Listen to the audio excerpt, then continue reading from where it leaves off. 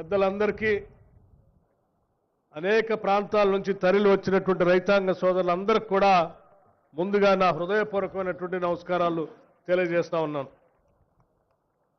నిజంగా ఈరోజు ఈ దేశ చరిత్రలో సువర్ణ అక్షరాలతో లిఖించదగినటువంటి రోజు ఇది. కేవలం 9 రోజుల్లో 9,000 కోట్ల రూపాయల్ని రైతుల ఖాతాల్లో జమ చేయటం అనేది బహుశా ఏ రాష్ట్రంలో కూడా ఇది సాధ్యం కాలేదు. కేవలం తెలంగాణ రాష్ట్రంలో ఇందిరమ్మ రాజ్యం ప్రజాప్రభుత్వం రేవంత్ రెడ్డి గారు ముఖ్యమంత్రిగా ఈ కేబినెట్ మొత్తం సమిష్టిగా నిర్ణయం తీసుకొని ఈ రాష్ట్రంలో ఉన్నటువంటి రైతాంగ సోదరులందరికీ ఈ 9,000 కోట్ల రూపాయల్ని రైతు భరోసా పేరు మీద దాదాపు 70 లక్షల రైతులకి 9,000 కోట్ల రూపాయల్ని 9 రోజుల అకౌంట్లో వేసి సాక్షాత్తు మహానుభావుడు రాజీవ్ గాంధీ గారు ఆనాడు ప్రధానమంత్రిగా ఈ దేశాన్ని 21వ శతాబ్దంలోకి తీసుకొని వెళ్ళాలని అనేక టెక్నాలజీ మిషన్స్ ఈ దేశంలో ప్రవేశపెట్టి ఈ దేశం కోసం అద్భుతమైనటువంటి కలలు కన్నా మహానుభావుడు ఈ దేశం కోసం ప్రాణాలని త్యాగం చేసినటువంటి గొప్ప నాయకుడు రాజీవ్ గాంధీ గారి పాదాల సాక్షిగా ఈ రాష్ట్రంలో ఉన్నటువంటి రైతాంగ సోదరులు అందరికి కూడా ఈరోజు 9,000 కోట్లు వేస్తున్నందుకు రాష్ట్ర ప్రభుత్వం తరఫున అందరి తరఫున నేను సంతోషిస్తా ఉన్నాను, గర్విస్తా ఉన్నాను కూడా. స్నేహితులరా, సరే వ్యవసాయం అంటేనే కాంగ్రెస్ అంటేనే వ్యవసాయం. వ్యవసాయం కోసం రైతుల కోసం ఈ దేశంలో బహుళార్థక సాధక ప్రాజెక్టులు కట్టించిందే కాంగ్రెస్.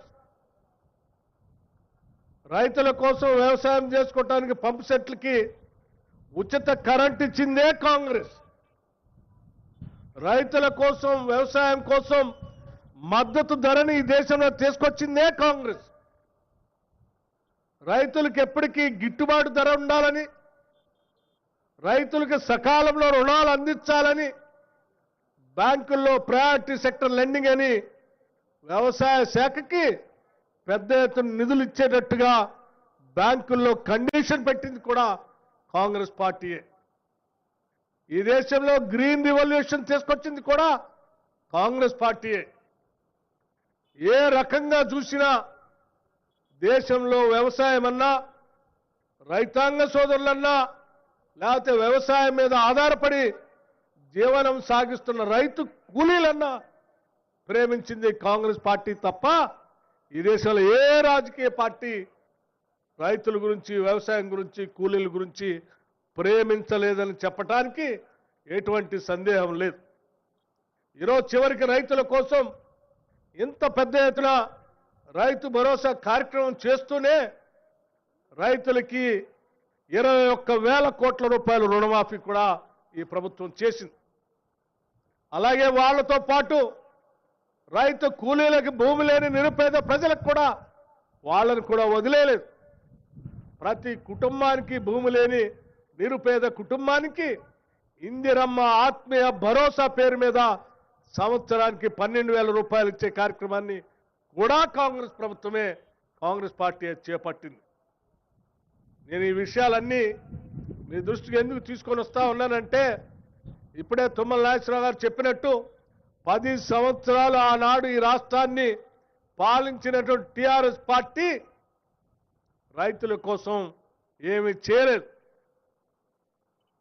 రైతుల కోసం ఆనాటి ప్రభుత్వాలు చేసే అన్నింటినీ బంద్ చేసి, వడ్డీ లేని రుణాలు బంద్ చేసింది, పావలా వడ్డీకి ఇచ్చే రుణాలు బంద్ చేసింది, స్ప్రింక్లర్స్ బంద్ చేసింది, డ్రిప్ ఇరిగేషన్ బంద్ చేసింది, మద్దతు ధర కానీ, బోనస్ కానీ, లేకపోతే క్రాప్ డ్యామేజ్ అయితే ఆ డ్యామేజ్ సంబంధించిన పంట నష్టపరిహారం కానీ వీటన్నిటినీ బంద్ చేసి కేవలం రైతు బంధు అని చెప్పి ఏదో అరకొరగా కొద్దిగా డబ్బులు వేసి నేను రైతు పక్షపాతం చెప్పుకునే కార్యక్రమం చేశారు తప్ప కాంగ్రెస్ పార్టీ లాగా రైతు భరోసా ఇస్తూనే రైతులకు ఇన్సూరెన్స్ చేస్తూ, రైతుల కోసం స్ప్రింక్లర్స్ ఇస్తూ, రైతుల కోసం డ్రిప్ ఇరిగేషన్ ఇస్తూ, రైతులకి బ్యాంకు రుణాలు ఇప్పిస్తూ, రైతులకి పంట నష్టపరిహారం ఇస్తూ, రైతుల కోసం కావాల్సిన అన్ని చేస్తూ ముందుకు పోయేటువంటి ప్రభుత్వంలాగా ఆనాడు వాళ్ళు పని చేయలేదు, చేయలేరు కూడా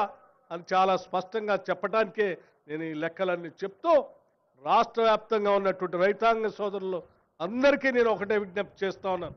ఆనాడు 16వ తారీఖు నాడు అగ్రికల్చర్ యూనివర్సిటీలో ముఖ్యమంత్రిగా ఆనాడు ప్రకటన చేశారు. 9 రోజుల్లో 9,000 కోట్లు వేస్తాం, 24వ తారీఖు నాడు పెద్ద ఎత్తున పండగ జరుపుతాం రాష్ట్ర వ్యాప్తంగాని ఏ మాట అయితే చెప్పారో ఆ మాట ప్రకారం ఈరోజు 4 గంటలకే రాష్ట్ర వ్యాప్తంగా ఉన్న రైతాంగ సోదరులందరికీ 9,000 కోట్ల రూపాయలు పూర్తి చేసి ఈరోజు ఇక్కడ మీ అందరి సమక్షంలో పండగ చేస్తా ఉన్నాం. రాష్ట్ర వ్యాప్తంగా ఉన్నటువంటి రైతాంగ సోదరులకు కూడా మీరు కూడా పెద్ద ఎత్తున పండగ చేసుకుంటూ ఈ పండగకి కారణమైన కాంగ్రెస్ ప్రభుత్వాన్ని, ప్రజాప్రభుత్వాన్ని ఆశీర్వదించవలసిందిగా మీ అందరినీ కోరుతూనే